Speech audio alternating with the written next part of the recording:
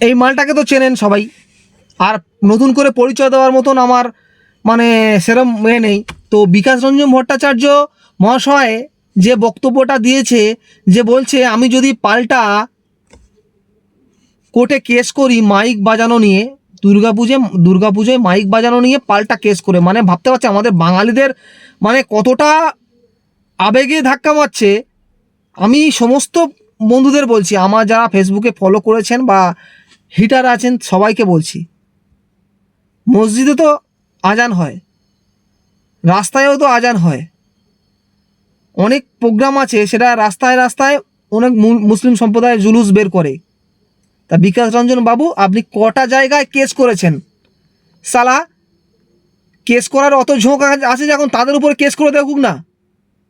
এমন পিছনে বাম্বুটা দেবে না, এই ওয়েস্ট বেঙ্গলে থাকতে হবে না, সোজা বাংলাদেশ।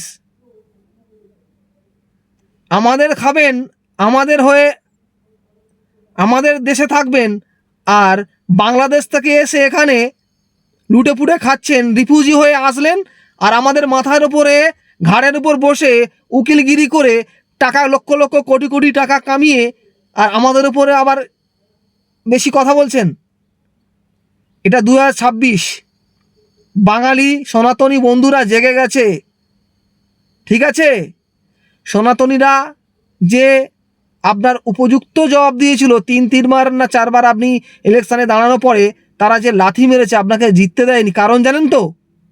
ব্রাহ্মণের ঘরে কুসন্তান জন্ম নিলে ভগবান বলুন না কেন, ভগবানও দেখে যে কুসন্তানের ঘরে ব্রাহ্মণ জন্মগ্রহণ করেছে, তাকে জিতালে ভারতবর্ষ এবং পশ্চিমবঙ্গ সমস্ত তথা মানুষের অসুবিধা হতে পারে। তাই জন্য আপনার মতন অজাত মুসলিম, অজাত হিন্দু, ব্রাহ্মণ মুসলিম পদবী যাই হোক না কেন, কিন্তু যাতে কিন্তু আপনার রক্তে আছে মুসলিম রক্ত। বেশি কিছু বলবো না, আপনার কেসটা আমরা দেখতে চাই, আপনি কিভাবে কেস করেন, তারপরে আমরা ব্যবস্থা নেব। আপনাকে ডিম থেরাপি নয়, টমেটো থেরাপি করব আমরা। ডিমের দাম বেড়ে গেছে, টমেটো থেরাপি করলে মনে হয় কালারফুল হবে, লালে লাল। আর আরেকটা কথা বলি, লেনিন ভক্তটা চায়না গিয়ে দেখাবেন, পাকিস্তানে গিয়ে দেখাবেন, বাংলাদেশে গিয়ে দেখাবেন, ওয়েস্ট বেঙ্গলে লেনিন ভক্ত বলে কিছু থাকবে না। আমরা লেনিনকে মুছে দিতে চাই। জয় শ্রীরাম।